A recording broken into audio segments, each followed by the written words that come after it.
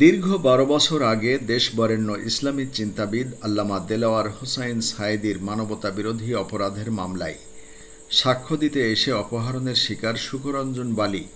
ওই ঘটনায় শেখ হাসিনা, সাবেক প্রধান বিচারপতি এস.কে. সিনহা, সাবেক আইনমন্ত্রী শফিক আহমেদ এবং সাবেক প্রসিকিউটর রানা দাস গুপ্ত সহ ৩২ জনের বিরুদ্ধে অভিযোগ দায়ের করেছেন।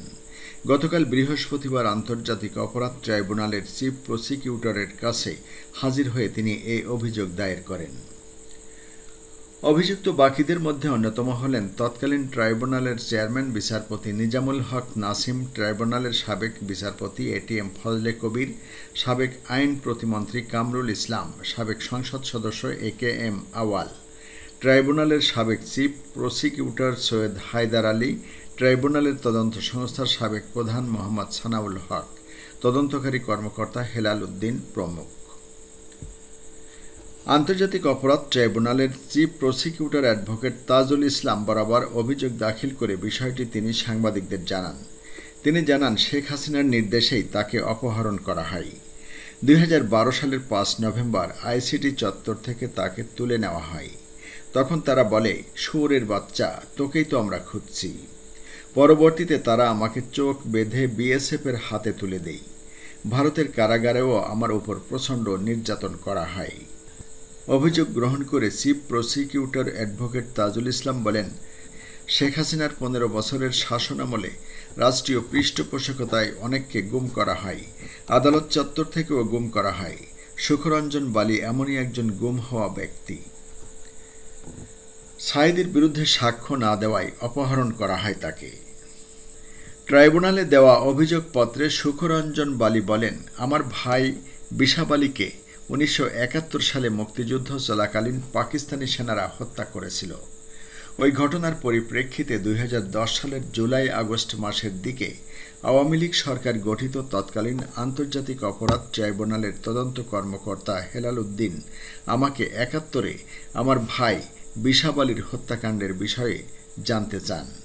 আমি তাকে বিশ্বাস করে প্রকৃত ঘটনা বলি, কিন্তু হেলাল উদ্দিন আমাকে আমার ভাইয়ের হত্যাকারী হিসেবে প্রকৃত হত্যাকারীদের নামের সঙ্গে মাওলানা দেলোয়ার হোসাইন সাঈদীর নামও বলতে চাপ প্রয়োগ করে। সাঈদীর বিরুদ্ধে ট্রাইব্যুনালে নিয়ে মিথ্যা সাক্ষ্য দিতে বলেন।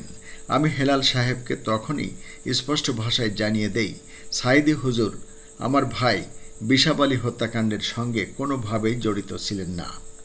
সুতরাং তার বিরুদ্ধে মিথ্যা সাক্ষ্য দেওয়া আমার পক্ষে সম্ভব নয়। কিন্তু তদন্ত কর্মকর্তা হেলাল সাহেব জোরপূর্বক রাজি করাতে এক পর্যায়ে আমাকে শারীরিক নির্যাতন করতে থাকেন।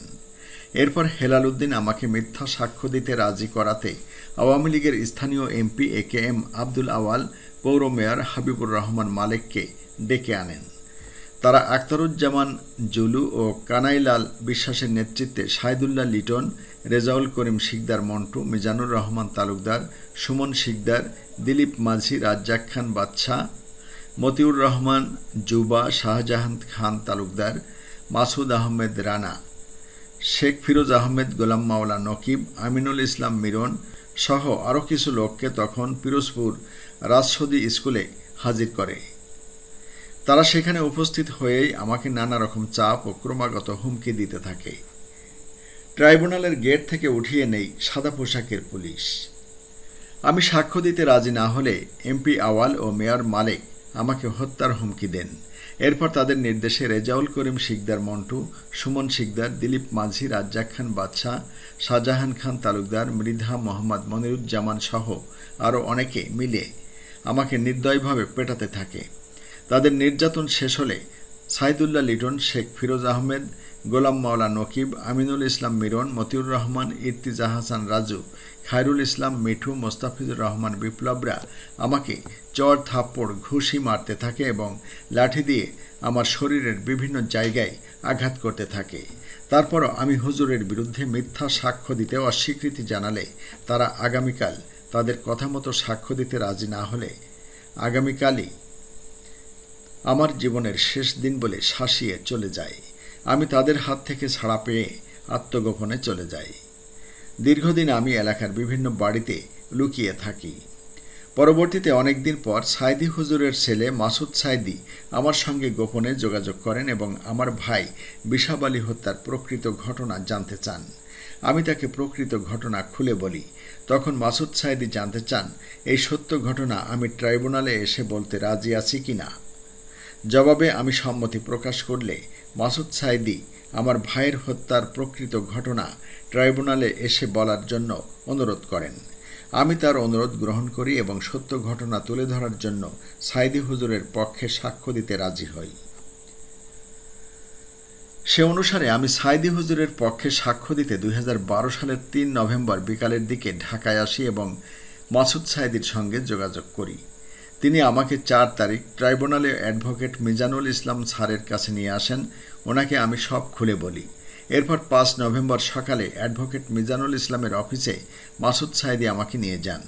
তখন অ্যাডভোকেট মিজানুল ইসলাম সাহেব আমাকে তার গাড়িতে করে ট্রাইব্যুনালের দিকে রওনা দেন। তার গাড়িতে আরও 2 জন আইনজীবী মঞ্জুর আহমেদ আনসারি এবং হাসানুল বান্না সোহাগ ছিলেন, যাদের নাম আমি পরে জানতে পারি। আমার সামনের গাড়িতে মাসুদ সাইদি ছিলেন এবং তার সঙ্গেও একজন আইনজীবী ছিলেন, যার নাম আবু বকর সিদ্দিক। এ সময় ট্রাইব্যুনালের গেটের বাইরে বিপুল সংখ্যক পুলিশ দেখতে পাই। ট্রাইব্যুনালের মূল গেটের কাছে আমাদের গাড়ি পৌঁছলে পুলিশ আমাদের গাড়ি আটকে দেয়। আটকে দেওয়ার পর সামনের গাড়ি থেকে নেমে মাসুদ সাইদি পুলিশের সঙ্গে কথা বলতে থাকেন। এর মধ্যে কিছু বুঝে ওঠার আগেই সাদা পোশাকে থাকা অনেক লোক এবং পুলিশ মিলে অ্যাডভোকেট মিজান স্যারের গাড়ি ঘিরে ফেলে। সেখানে আমাকে দেখে তারা বলে, শুয়োরের বাচ্চা, তোকেই তো আমরা খুঁজছি, নাম, নিচে নাম। এ কথা বলে একজন পুলিশ আমার কানের নিচে প্রচণ্ড জোরে থাপ্পড় মারে। এরপর শার্টের কলার ধরে আমাকে মারতে মারতে জোরপূর্বক গাড়ি থেকে নামিয়ে একটি সাদা রঙের পুলিশ পিকআপে তুলে দেয়। আমার সঙ্গে থাকা আইনজীবী এবং মাসুদ ভাই তাদের বাধা দেওয়ার চেষ্টা করলেও পুলিশের আগ্রাসী ভূমিকার কারণে তারা আর আমার কাছেই আসতে পারেননি। গাড়িতে উঠিয়েই তারা আমার চোখ ও হাত বেঁধে ফেলে। ওই অবস্থায় তারা আমাকে অজানা একটি স্থানে নিয়ে যায়। সেটি ছিল একটি জানালাবিহীন অন্ধকার ঘর, যেখানে প্রায় 2 মাস আমাকে বন্দি রাখা হয় এবং খাদ্য ও আলো থেকে বঞ্চিত করে প্রচণ্ড শারীরিক ও মানসিক নির্যাতন চালানো হয়। দিনের পর দিন চলে বৈদ্যুতিক শক ও শারীরিক নির্যাতন। পরে আমাকে আরেকটি কক্ষে নেওয়া হয়। সেখানে ক্যামেরা ও আলো ছিল। সেখানে সাইদি হুজুরের বিরুদ্ধে জোরপূর্বক স্বীকারোক্তি আদায় করতে চাওয়া হয়। আমি স্পষ্টভাবে জানিয়ে দেই, আমার ভাইয়ের হত্যার সঙ্গে সাইদি হুজুরের কোনো সংশ্লিষ্টতা নেই। আমি প্রকৃত হত্যাকারীদের চিনি এবং তাদের বিরুদ্ধে সাক্ষ্য দিতে প্রস্তুত আছি, কিন্তু আমি তাদের কথা মতো সাইদি হুজুরের বিরুদ্ধে মিথ্যা সাক্ষী দিতে রাজি না হওয়ায় তারা আমাকে দিনের পর দিন বৈদ্যুতিক শক, শারীরিক নির্যাতন করতে থাকে। আমার শরীরের এমন কোনো জায়গা নেই যেখানে তারা বৈদ্যুতিক শক দেয়নি। বিশেষ করে আমার গোপনাঙ্গে তারা বেশি শক দেয়। এরপর তারা আমাকে কোটি টাকা ও একটি বাড়ি দেওয়ার প্রলোভনের মাধ্যমে আমার মনোবল ভেঙে দেওয়ার চেষ্টা করে, কিন্তু আমি তাতেও রাজি না হওয়ায় আমাকে প্রায় 2 মাস ওই গোপন জায়গায় আটকে রেখে নির্যাতন করা হয়। তাদের চরম নির্যাতনের মুখে আমি অসুস্থ ও অজ্ঞান হয়ে পড়লে আমাকে বিভিন্ন সময় হাসপাতালে নিয়ে জরুরি ভিত্তিতে চিকিৎসা দেওয়া হতো। আমার জ্ঞান ফিরে এলে আবার তারা আমাকে ওই গোপন স্থানে নিয়ে আবারও পূর্বের ন্যায় শারীরিক নির্যাতন চালাতো। চোখ বেঁধে তুলে দেওয়া হয় বিএসএফের হাতে। এভাবে নির্যাতন চালানোর মাঝে একদিন আমাকে চোখ বেঁধে একটি গাড়িতে তোলা হয় এবং দীর্ঘ যাত্রার পর যখন গাড়ি থামে তখন আমি বাথরুমে যাওয়ার কথা বললে তারা আমার চোখ খুলে দেয়। তখন দেখতে পাই আমাকে সীমান্ত এলাকায় আনা হয়েছে। সেখান থেকে বিজিবির সহায়তায় আমাকে ভারতের পশ্চিম উত্তর 24 পরগনার স্বরূপনগর থানার বৈকারি বাজার সীমান্তে বিএসএফের হাতে তুলে দেওয়া হয়। বিএসএফ আমাকে কোনো প্রশ্ন ছাড়াই নির্মমভাবে মারধর করে, হাত বেঁধে নির্যাতন করে। পরে তারা আমাকে বসিরহাট নিয়ে যায়। বসিরহাট সাব জেলে 22 দিন রাখার পর সেখান থেকে দমদম কেন্দ্রীয় কারাগারে পাঠানো হয় এবং সেখানে আমাকে 5 বছর আটকে রাখে। পরে জানতে পারি দমদম কেন্দ্রীয় কারাগারে আমার থাকার বিষয়টি মাসুদ সাইদি জানতে পারেন এবং আমার ছেলেকে ভারতে পাঠিয়ে বিষয়টি নিশ্চিত হন। এরপর তারই উদ্যোগে এবং মানবাধিকার সংস্থা ও ভারতীয় সুপ্রিম কোর্টের সহায়তায় আমি কারাগার থেকে মুক্ত হতে সক্ষম হই।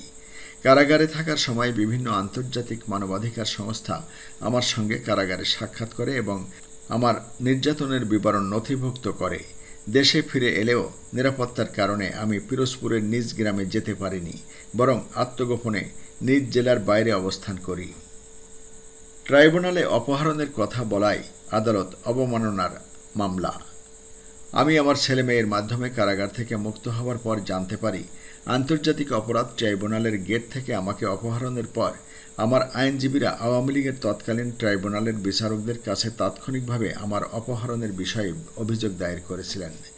কিন্তু ট্রাইব্যুনালের তৎকালীন বিচারক, তৎকালীন চিফ প্রসিকিউটর, শাহবাগ থানার ওসি, রমনা জোনের ডিসি এবং অন্য ব্যক্তিদের সঙ্গে আলোচনায় মিলিত হয়ে ষড়যন্ত্রমূলকভাবে সিদ্ধান্ত নেওয়া হয় আমাকে ট্রাইব্যুনাল প্রাঙ্গণ থেকে অপহরণ করা হয়নি।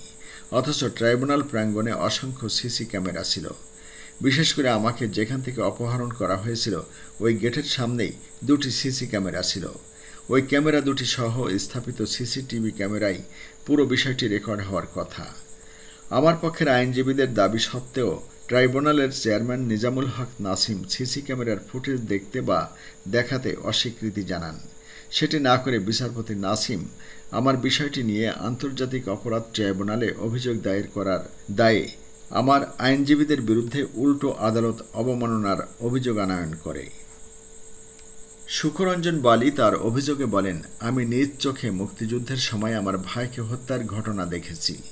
সেখানে সায়েদী হুজুর ছিলেন না।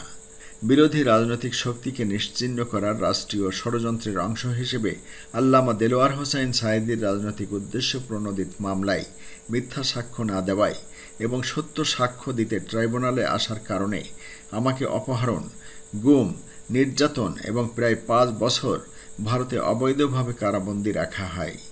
তার বিরুদ্ধে করা মামলা ছিল সম্পূর্ণ মিথ্যা, রাজনৈতিক উদ্দেশ্য প্রণোদিত এবং সাজানো। তাকে অন্যায়ভাবে গ্রেপ্তার, দীর্ঘদিন কারারুদ্ধ রাখা এবং শেষ পর্যন্ত পরিকল্পিতভাবে কারাগারে হত্যা করা হয়েছে, যা আন্তর্জাতিক আইনের অধীন মানবতা বিরোধী অপরাধের শামিল। আমাকে অপহরণ, গুম, শারীরিক মানসিক নির্যাতন ও জোর করে ভারতে পাচারের ঘটনা সবই ছিল পরিকল্পিত ষড়যন্ত্রের অংশ। অপহরণ করে শারীরিক মানসিক নির্যাতনের মাধ্যমে আমার মানবাধিকার চরমভাবে লঙ্ঘন করা হয়েছে, আর এর সবই ছিল একটি বৃহৎ রাজনৈতিক ষড়যন্ত্রের অংশ, যা আন্তর্জাতিক মানবাধিকার ও মানবতা বিরোধী অপরাধ হিসেবে বিবেচ্য। আমি এই ষড়যন্ত্রের বিরুদ্ধে ন্যায় বিচার ও দৃষ্টান্তমূলক শাস্তি দাবি করছি। রাষ্ট্রের পৃষ্ঠপোষকতায় আমাকে করা অপহরণ, গুম এবং 5 বছর অবৈধভাবে কারাবন্দী রাখা সহ আমার সঙ্গে ঘটে যাওয়া সব অন্যায়ের বিচার চাই। অভিযোগ দায়েরের সময় অন্যদের মধ্যে উপস্থিত ছিলেন দেলোয়ার হোসাইন সায়েদীর ছেলে মাসুদ সায়েদী, তার আইনজীবী পারভেজ হোসেন প্রমুখ।